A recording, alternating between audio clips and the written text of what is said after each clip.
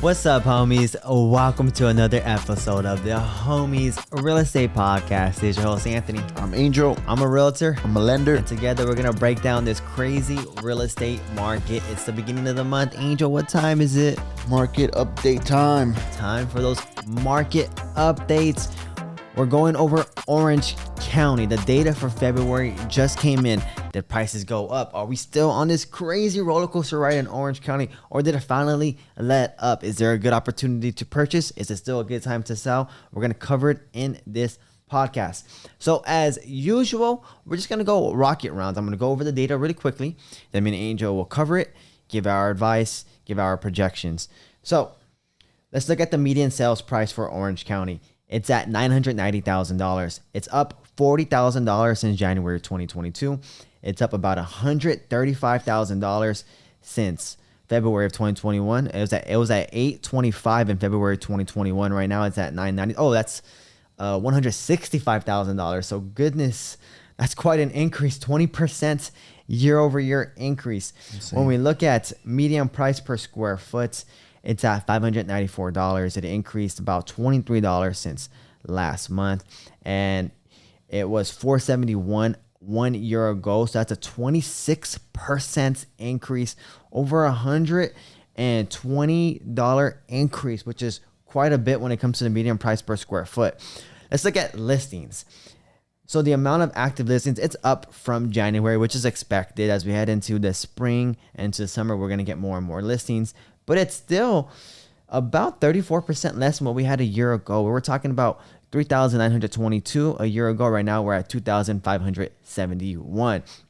Historically, we're looking roughly around 6,000 active listings in February. So, we're about 2 to 2.5% less than what we've seen in the previous 5 years.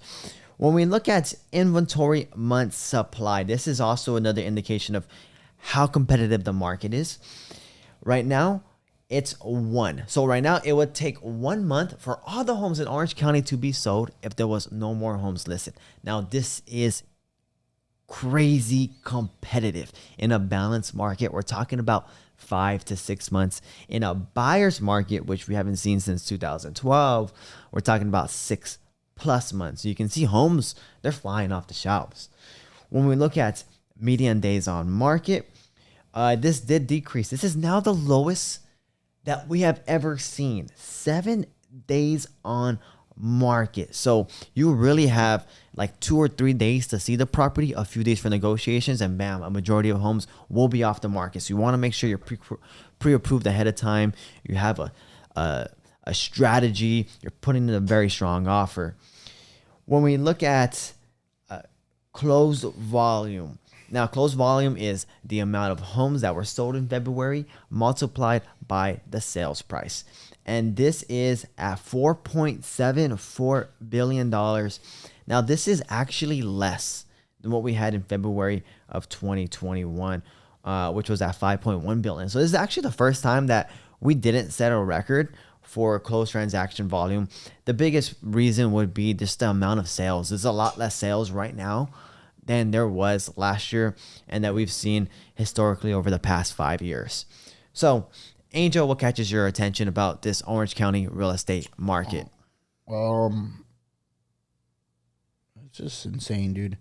I say this every podcast for them because it's like, this is like, how long can this be sustainable for, right? The crazy low days on market, $40,000 increase in purchase price in 1 month. Interest rates on the rise. You would assume that would have some effect on it. It's literally zero effect, right? Yeah. And on the LA County podcast, we saw the same thing, but not as aggressive as Orange County, right? And with LA County over the last couple months, we did see a little bit of a drop in price and a little bit of fluctuation of days on the market. Orange County, that's not the case. It's during the slow season. During the season now, it's picking up. We're going into March. Real estate's going to start picking up over the next couple months. This is only going to get even more competitive, I'm assuming. Even with the interest rate hikes, I don't think there's going to be much of an effect. Orange County is absolutely insane. It's crazy. If you look at the chart, like and like, when is it going to stop? Yeah. But when you look at the chart and you look at the median price per square foot chart, the last time that there was a dip in the median price per square foot was July of 2020. Like, that was when there was a shock in the real estate market. And ever since then, homes are selling more price per square foot. And it just isn't stopping. So it's a very, very competitive market. And what were you going to say? No, I just agree. And I think Orange County is the perfect. Obviously, this is overly aggressive compared to other counties as far as appreciation, competitiveness, things like that. But this is like the perfect example of, to anyone who's saying the market's going to slow down. It's not. Like, this is showing you that rates could go up, I think, another 0.5%, and it'll still be an appreciating market, right? So it's insane. It's literally like I'm lost for words every month. And you know what's funny is a lot of people are sitting on the sidelines. They're trying to time the market, and it's really difficult to do with the real estate market. Any market. A lot of the times, if you have the means to purchase, you can make that payment affordably. I just recommend doing it. Like, even if you did it 3 months ago, right? When it was a competitive market, 3 months ago, the median sales price was $925,000. So that's already, about $65,000 less than what it is now, right? And you look at 1 year ago, well, $165,000. Not only are sales price getting more expensive, but interest rates are up. So not only is just alone the price of the home more expensive, but the cost of the home is more expensive. Absolutely. That's a great point. People, Anthony said, he's completely right. There's no way to time the market, right? So I'm sure there's been people since the pandemic started, oh no, there's no way this market's going to sustain. And those people who sat on the sideline, unfortunately, you guys really lost out on a good opportunity. And and there was a lot of people that we were sending alerts out, letting them know, like, hey, it's 2020, like, it's a really good time to buy. And this is when it was the onset of prices starting to go up. But we're like, hey, still, nonetheless, like, if you plan to stay in your home for at least a couple of years, like, you don't really need to worry about the volatility that's going to happen in the next year or so. And a lot of people were just like, no, I think prices are going to drop down. And now, it's 2022, and now they're starting to look, and they missed out on $100,000 to $200,000 of appreciation. And think about what that can do for you. That can really change your life. That can help you get to that 20% equity mark quicker, which will allow you to refinance, get rid of that mortgage insurance, make your payment that much more affordable, and you're able to lock in a much lower rate than you are able to now. And interest rates are expected to increase. So this opportunity right now, so I'm going to play this in 2023 and be like, oh, there was people in 2022 that had the opportunity to purchase when there was low 4% interest rates or high 3% interest rates, and they didn't take the opportunity. So again, the same thing happens. You look back a year, So again, just if you have the means to purchase, if you can make that payment affordably, then I would just, jump into the market. And Anthony's completely right on the rates. People are thinking these are bad rates because of how great rates were. These are still good rates. Cannot stress that enough. And don't let the opportunity pass you by, right? There's never a right or wrong time to buy. The time is when you feel comfortable. And obviously, everyone wants to try to play the market the right way. But if you guys can get in a home, I promise you, maybe it does go down the first couple of years you buy a home, but I promise you it's going to go up eventually. 10 years down the road, 15 years down the road, you're going to have hundreds and hundreds of thousands of dollars worth of equity in your property. Yeah, absolutely. And let me just run you through what the median sales price in Orange County has looked in the last 5 years. So when we look at February of 2017, it was $618,000, right? Sure. 5 years ago. Right now, that's $990,000. That's an increase of over $370,000 in 5 years. In 5 years. There is very few places that you're able to invest money or anything of the sort and get that type of return, especially with real estate when you're able to leverage FHA loans and put just 3.5% down, conventional loans to put 3 or 5% down, or even like programs with the VA or down payment assistance where you're putting 0% down. So there's a lot of ways to get into these homes. So again, it's just, if you have the means and you can make that payment affordably, that's the key word, make that payment affordably, I would 100% recommend purchasing a home sooner than later. And I'm gonna finish off with this. In 2017, a home for $600,000, of course, it's like right now, right, $990. It seems very expensive, right? So, but somebody took that chance in 2017 when that seemed like a high purchase price, and they bought the home, and now their home is worth 900, maybe close to $1 million right now. Yeah. Right. And that's the same thing now. People are looking the purchase price, 990 so expensive. But wait 5 years, wait 7 years. You're gonna be like, damn, like I bought my house for 990. Now they're Like, 1.2, under 1 1.3. million. Like you're gonna be like, oh, I bought a home under 1 million. Homes are now selling for 1.5, right? Exactly. So there's no way to time it. There's no way to time it. There's no right or wrong. Yeah. How me and Anthony always say, and we can't stress enough, if you feel comfortable buying, you feel comfortable with the down payment, you feel comfortable with the most importantly, your monthly payment, then it's your time. It's your time to get yourself and your family in the house. Yeah, absolutely. And the beautiful thing about California is that people are always going to want to live here, right?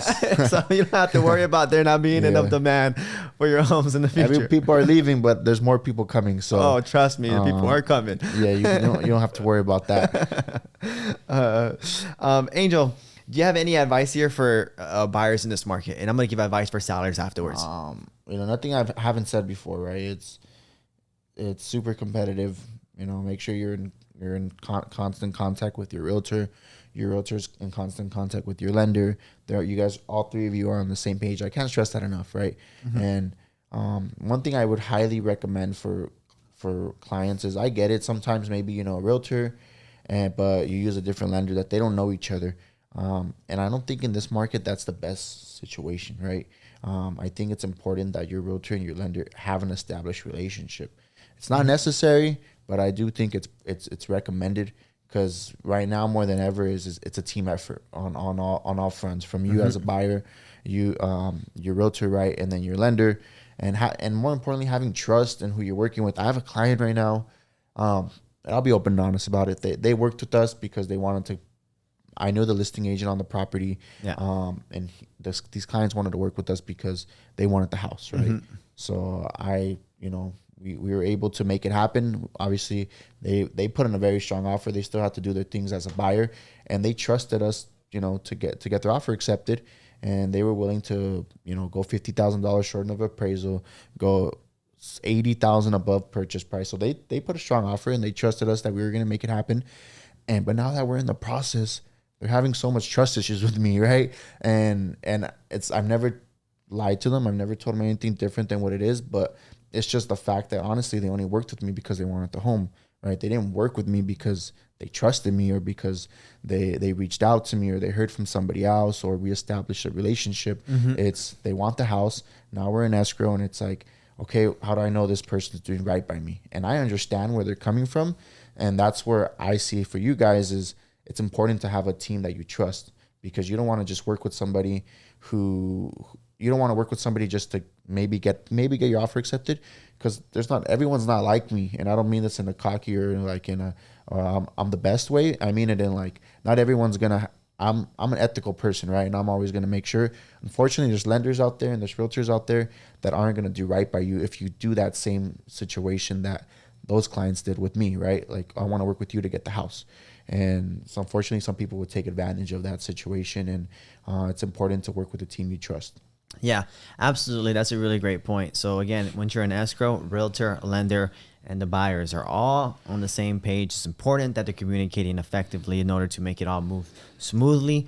I would 100% recommend that the realtor and the lender, they know each other, like Angel said. If you need like recommendations, ask the lender, ask the realtor for recommendations. That way you can call those buyers up and be like, how was your experience? Because I think that's really key. And I have a handful of recommendations that I can send over to you. I know Angel does. We do, I think like half of our deals are together when it comes to buyers. So we have a handful of recommendations that we can always send over. Go ahead. True. Like he said, handful, like he's probably going to recommend me first, right? But I might not be the person for you, and that's totally okay, right? So he has other lenders that he trusts as well, that he can send you. Same thing on the real estate side. I've had it, and it's unfortunate because we would like to work with each other, right? But sometimes, and then this hasn't happened with Anthony, to be honest with you, it never happened with Anthony, but I have with other realtors, like, hey, I love the way you work, but unfortunately, this realtor that I'm working with, it's just not for me. So I'm like, you know what? If you need me to, guide you to another realtor, I can do that for you. And it's a conversation where, unfortunately, on the business side with us, it's not ever a fun one because We like to work together, but we have to also do right by you guys as clients. So if your realtor recommends you to a lender and you're not vibing with that lender, maybe ask them if, hey, do you have another lender that I can speak with? Or same thing with the lender. Hey, I know you maybe recommended me to a realtor, or I thought I wanted to work with this realtor, but it doesn't seem like he's getting the job done. Do you have one that you can recommend me? And I promise you, they probably have a few on hand that they could recommend to you. Absolutely, Angel. That's a great point right there. So I want to go into a tip for sellers. Obviously, it's a great time to sell. Like there isn't anything more to it. It's a tremendous time to sell right now. Now, what I want to talk about are what should I do to help me sell my home for top dollar. I think a lot of sellers think that they need to make their home turnkey, that they need to put a new roof, they need to put a new kitchen, new background tiling, new backyard with concrete and new grass and everything. No, you don't need to do that in this real estate market. In fact, a lot of the time, you're not even going to be able to recoup that cost of what you spent to make the home look nice. What I would recommend, especially right now in a market where homes are just going to sell for record price, regardless of how much effort you put into it, is just trying to make it as aesthetic as possible. Use cosmetic work that's relatively cheap. Painting, landscaping. What I'll say, I'm sorry, I'm gonna cut you off. Just having your house clean, dude. Some people like don't even have like their house, like they have junk all over the place. I was going to say that, and just clearing the space, taking off family portraits, making the rooms appear bigger. Because remember, you want to put yourself in the position of a buyer that's walking in. And if you see family portraits, if you see a bunch of stuff all over the place, it's hard as a buyer to picture yourself as this is your home, right? So if you're able to remove all that stuff, remove any type of features or portraits, religious affinity, religious or political propaganda type of thing, affinities or anything like that. Like that is going to help you because again, you're just trying to make it so that the buyer feels like this could be their home. So again, focus on the cosmetics, landscaping, painting, and then just clearing the space. Trust me, that's gonna be your best way to get the best ROI to sell your home for for more, as opposed to like doing a whole entire reconstruction, right? Trying to make your home $1 million listing. I definitely agree. I don't think the ROI is a lot of times worth it on it. And one thing I'll say, I don't ever recommend to fire your agent, right? Like, but if your agent's not taking professional pictures and you're selling a close to $1 million home, I think it's best that you fire him. That's what I'm going to recommend, or her. It's very important. Like, homes more than ever sell online. Yes. So in the COVID-19 era and just in general moving forward, homes are going to sell online, and the homes that get the most attention, because I've done open houses with realtors who unfortunately don't have the nicest pictures online, and their open houses, like as far as their foot traffic to get in there, is a lot less than the homes that the realtors get professional pictures done. It makes the home look aesthetically pleasing online. Those are the open houses that are always like, there's literally a line out the door to get into them. So it's important. That's very, very important. You know, when you sign your contract, how much commission you're going to be giving to your realtor. They should have enough money to afford to at least pay for some photography to get your home sold for top dollar. Absolutely. Couldn't have said it better. If you homies have any idea or want to learn more about what our listing process looks like, I actually have our listing presentation on our website. If you go to the lovenosgroup.com, under the sellers tab, you'll see listing presentation. You can swipe through it and see everything that we do for our sellers. This is actually a very good guide. So, I mean, any other realtors, if you want to just take some of these slides and our research and design. So take some of these slides and repeat and design it yourself. You're more than welcome to, but this is actually a very good strategy. It's helped a lot of my sellers. I was actually able to find the buyers for 2 of my listings last year, which is very difficult to do just because of the way we market our homes. So With that said, Angel, where can we find you at? Your Mortgage Angel on Instagram. At Your Mortgage Angel on Instagram. You know where to find us, homies. At Tulovanos Group. I want to wish you all the best. Take care and stay safe. Thank you. Hey homies, it's Anthony. This podcast contains my opinions and is for educational purposes only. It does not guarantee any projections and should not serve as a basis for any purchase or sale in real estate.